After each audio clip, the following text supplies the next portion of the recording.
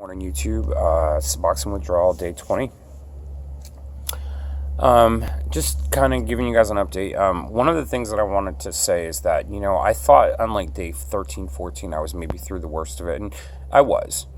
What was still remaining and what kind of lingered for the next 3 or 4 days was kind of this pain in my stomach. It almost felt like I had hot rocks in my stomach. I also felt like what I was experiencing was pain, like in my spine. It felt like a clamp was actually really tight, and you start worrying. I had surgery in July on my neck. I had a disc fusion of my C3 and my C4, and I have a titanium plate along with, I believe it's 6 screws. And so anyway, you start thinking, like, as you're going through this process, oh no, did it fail? You know what it is?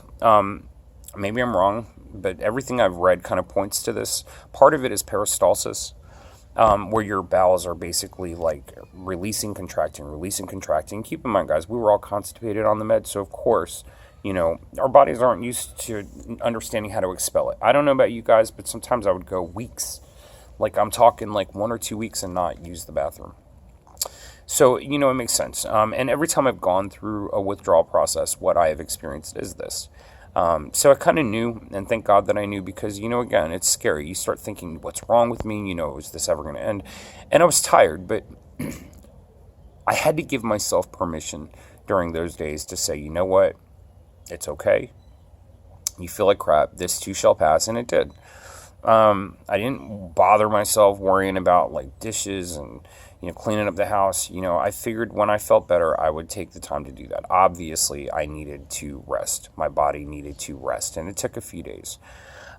Today's day 20, and I feel really good. I have a little bit of discomfort in my stomach still, but it's nothing really to write home about. Considering everything that withdrawals consists of, I definitely know that I'm at the tail end of this. So anyway, everything that not everything, but there were certain things that kind of pointed that maybe day 16, 17, and 18 might be a little difficult. 19 did get better. And I'm sorry, guys, I didn't make a video. And again, I just felt really crappy and tired. My brain was popping, though. That's the thing. I was still feeling really good mentally. It's just physically I was kind of shut down. And again, I had to give myself permission during those days to shut down. I kind of want to touch on something today. What I would like to touch on is all the reasons that I got to where I was at. It starts somewhere. It always starts somewhere. And, sometimes we become bonded to those feelings and that anger and that frustration. We don't really know how to let it go. I didn't. I was pissed at the world. I was mad at my family for doing the terrible things they did, for not understanding who I was as a human being, because they were all busy judging me according to their belief of who God was, rather than who God could be in my life. And guys, I've been through hell. This has been basically 28 years. My parents got a divorce when I was 10. There was a lot of anger, a family that seemed perfect on the outside, even on the inside, and then all of a sudden systematically was dismantled because these two adults who should have been teaching their children an example rather than teaching them the wrong way. And it wasn't entirely their fault. I have to accept responsibility for my part in all of it. And that's a hard thing to do. We look through a mirror dimly at first and then face to face. The fact of the matter is that maybe we had to go through all of that stuff to get to this point in our lives so we could learn to see through a different lens.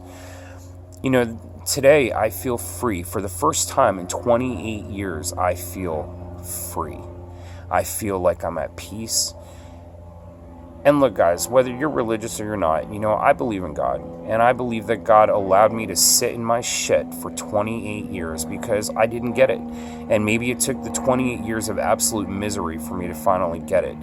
I will say that up until the day that I even quit taking the Suboxone, there was such intense anger inside of me and rage. I have found a lot of value in not only forgiveness of other people, but forgiveness of myself, because I've done a lot of terrible things in my addiction that I'm not proud of. If my family were to come to me and ask me questions right now, I would have to be honest with them, because God's changed me. He has taken the anger away from me. He has given me understanding about my life that I never had before. Wisdom plays a huge part. My intelligence got in the way of me understanding anything, and it was my pride. My pride kept me in bondage. I didn't want to be wrong. I always wanted to be right, and it was more important for me to be right than it was for me to even admit that I had done something wrong. And, a lot of that intrinsically had a lot to do with the way I had been treated and the way that I had been taught.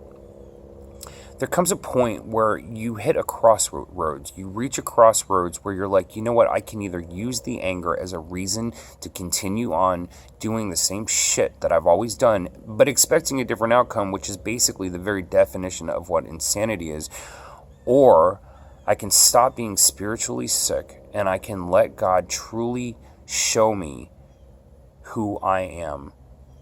And guys, I didn't like what I saw. I hated what I saw. But that's my driving force today. I don't want to be that person today. Today, I want to show people love. I want to show them compassion. I want to show them kindness. And I want to show them that they don't have to be so disconnected. I felt so disconnected, especially towards the end on the Suboxone.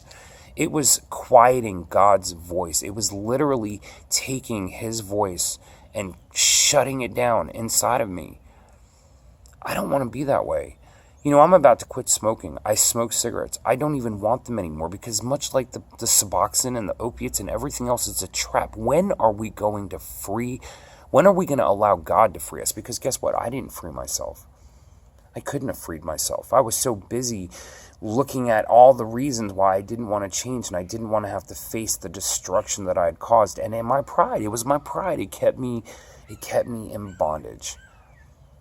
I have to admit when I've done something wrong in order to forgive myself for that. I have to admit, how I might have hurt people, and I have to forgive myself for that. Because if I sit in the anger, if I sit in the guilt and the shame, then I become ineffective.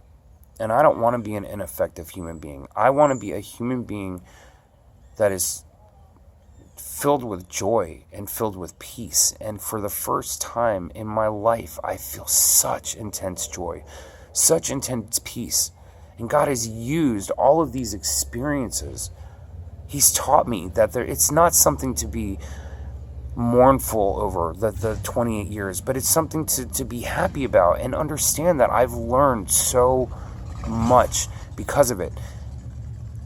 But in order for me to be disconnected from that pain, I had to face that pain and I had to face what I had done. Nobody likes to look in the mirror. But the freedom we get in admitting who we are and how we may have hurt other people is what's important. Hanging on to the anger, hanging on to the unforgiveness, not just towards other people, because it always starts somewhere. In my life, it began with my family. But if I truly love them, wouldn't I have compassion for what got them to where they are and love them through it and forgive them? I have to forgive them, but more importantly, I had to forgive myself. Guys, I'm not going to make this really long video today. I just wanted to share with you guys how I feel and how God has been instrumental in all of these changes. When my family deals with me today, what they see is somebody that is calm, somebody that is articulate, somebody that, really is somebody that they've never seen before. I'm not helping them if I live an example that is equally as destructively critical of their lives as they were of my life. God, our job is to love one another, not to hate one another. And by the very words I chose to speak in my life, I did so much damage. And I had no right. And it was all done out of anger, not forgiveness. Anyway, guys, I'm going to go to the beach today because I just need out of this house. I've basically spent most of the last 20 days here. I have gotten out a few times, but not very much. I said to my mom and Jason, I said, I really shouldn't have even been allowed out of the house. And really, I shouldn't have been. I shouldn't have been allowed to have my phone because, you want to call people, you want to share with them all of this stuff. But you know what? I was still emotionally compromised, and I had to give myself time to just sit with the information. So anyway, guys, that's my deal today. And if I think of anything else, I will make another video. I hope you guys have an awesome and amazing day. I know I will. Take care.